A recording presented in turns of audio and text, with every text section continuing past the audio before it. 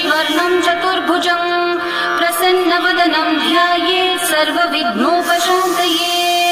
व्यासं वसिष्ठनप्तारं शक्तैकौत्रमकल्मषं पराशरात्मजं वन्दे शुकतातं तपोनिधिं।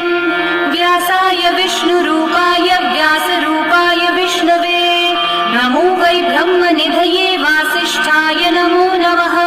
अविकाराय शुद्धाय नित्याय परमात्मने सदैकरूपरूपाय विष्णवे सर्वजिष्णवे। यस्य स्मरणमात्रेण जन्म संसारबन्धनात् विमुच्यते नमस्तस्मै विष्णवे प्रभविष्णवे।